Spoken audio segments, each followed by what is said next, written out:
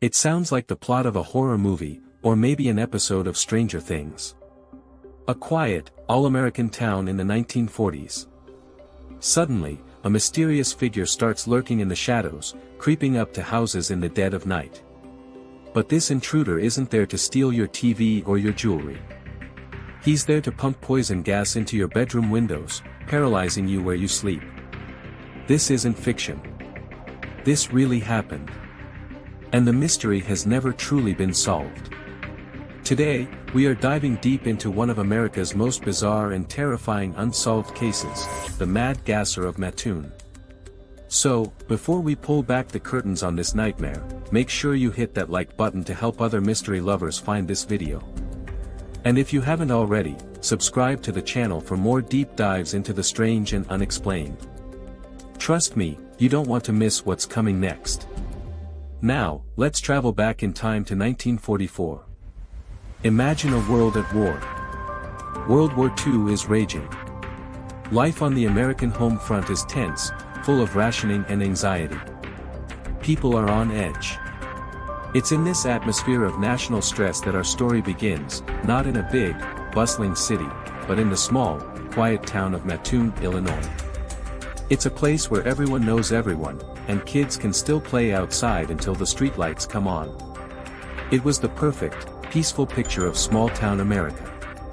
Until the night of September 1st, 1944. That's when the peace was shattered forever.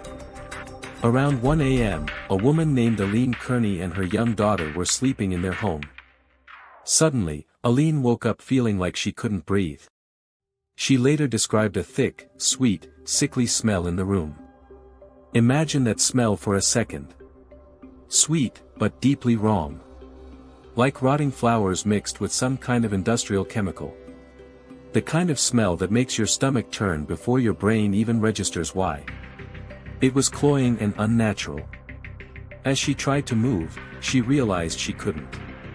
She was completely paralyzed. She could feel her heartbeat pounding in her ears. She could hear her daughter breathing softly next to her. But her legs? Nothing. They felt like they didn't exist anymore. They were like lead weights pinned to the bed.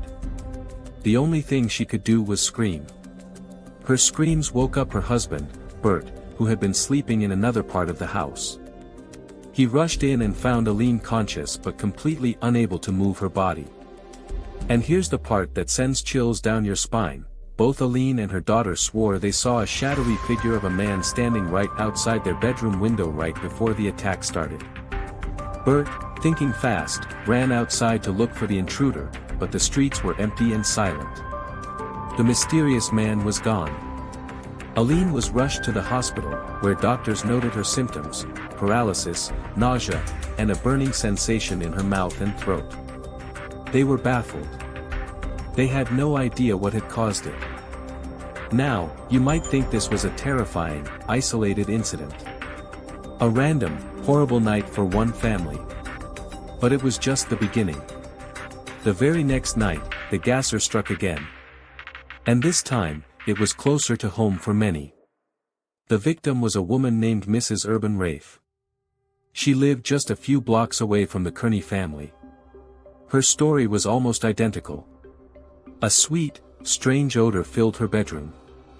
She woke up paralyzed, her legs and lower body completely frozen.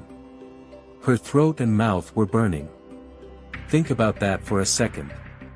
2 separate families, 2 separate houses, 2 nights in a row. The news spread through Mattoon like wildfire. Whispers turned into panic.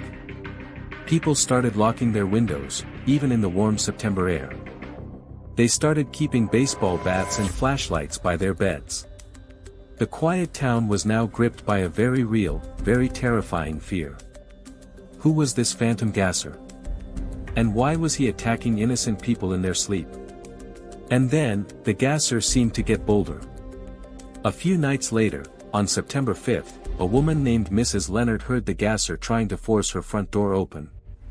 Brave, she didn't hide. She grabbed a butcher knife and a flashlight and threw the door open.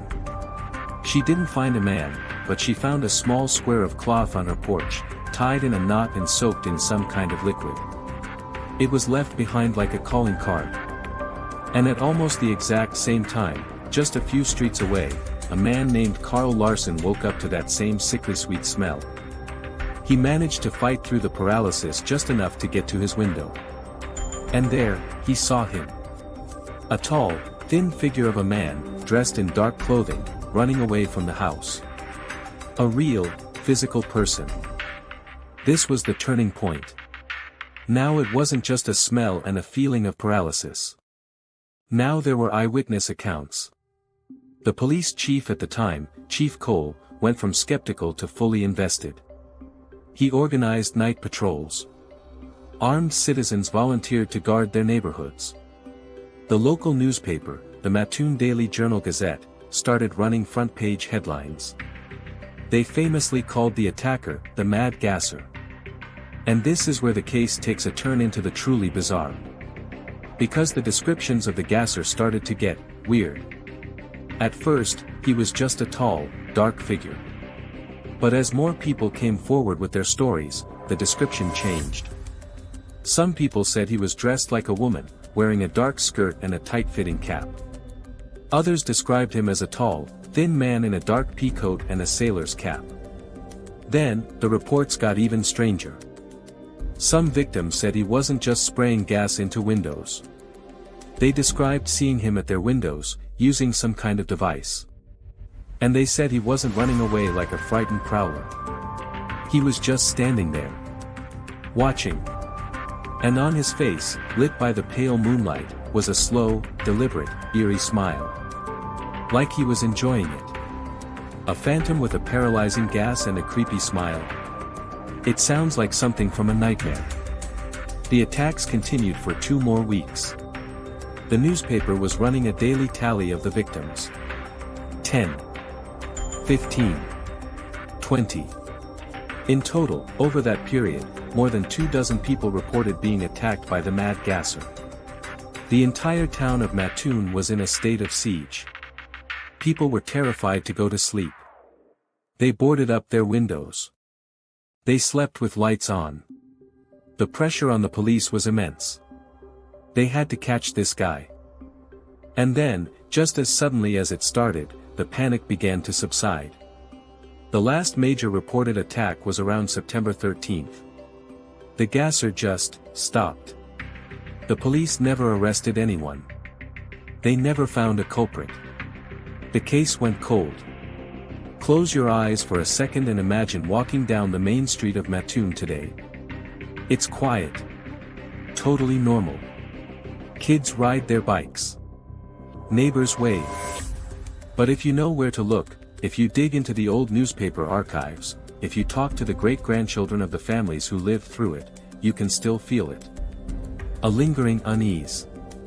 A town that still wonders, who was at my window that night? So, what happened? Was the Mad Gasser of Mattoon real? And if so, who was he? Or she? Let's look at the main theories. The first, and most obvious theory, is that it was a hoax. Or, more accurately, a case of mass hysteria. This is the explanation most skeptics and historians land on. Think about the time period.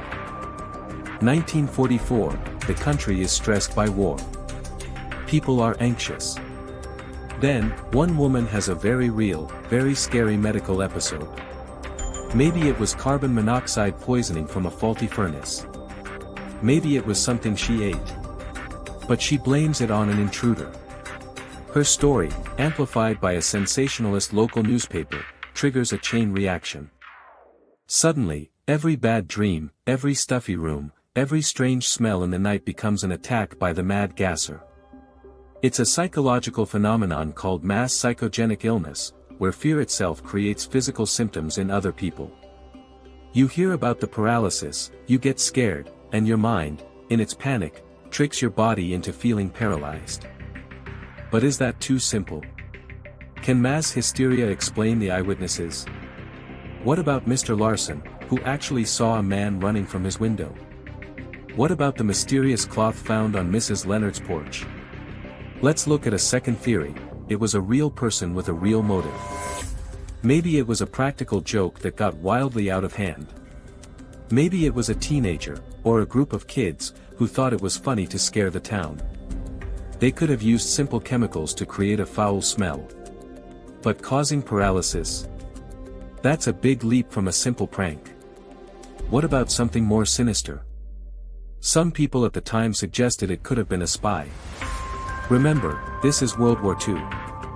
There was a real fear of Axis saboteurs on American soil. Could the gasser have been testing some kind of chemical weapon on an unsuspecting town? It sounds crazy, but in the context of the 1940s, it wasn't completely outside the realm of possibility. And then there's my personal favorite theory, the one that's straight out of a comic book. The description of the tall, thin man in dark clothing, sometimes dressed as a woman, with a strange smile. Some people believe the Mad Gasser of Mattoon was actually a woman. One specific name that pops up in police records is a woman named Bertha.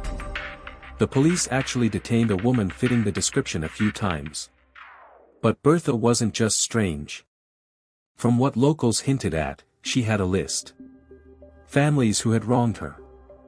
Families who had mocked her. Families who just so happened to be the exact ones the gasser visited.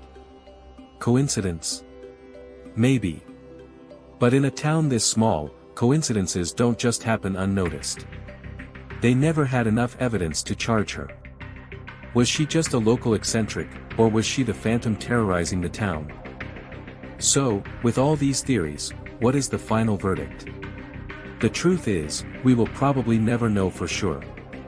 The Mad Gasser of Mattoon remains one of America's greatest unsolved mysteries. It sits right at the intersection of true crime, psychology, and urban legend. It's a story about how fear can take over a community, how a single unexplained event can spiral into a full-blown panic. It makes you wonder, in our world of social media and 24-hour news, would something like this be solved faster, or would it just explode into an even bigger phenomenon? What do you think? Was the Mad Gasser a real criminal, an early chemical warfare test, or just a town that scared itself silly? I want to hear your theories in the comments below. Let's get a discussion going. And if you enjoyed this trip into the dark side of American history, don't forget to hit that like button. It really helps the channel. And if you're a fan of mysteries, unsolved crimes, and creepy true stories, you absolutely need to subscribe. We dive deep into cases just like this all the time. Click the bell icon so you never miss a story. Thanks for watching. Sleep tight. And if you wake up at 1 a.m. and smell something sweet, don't look at the window.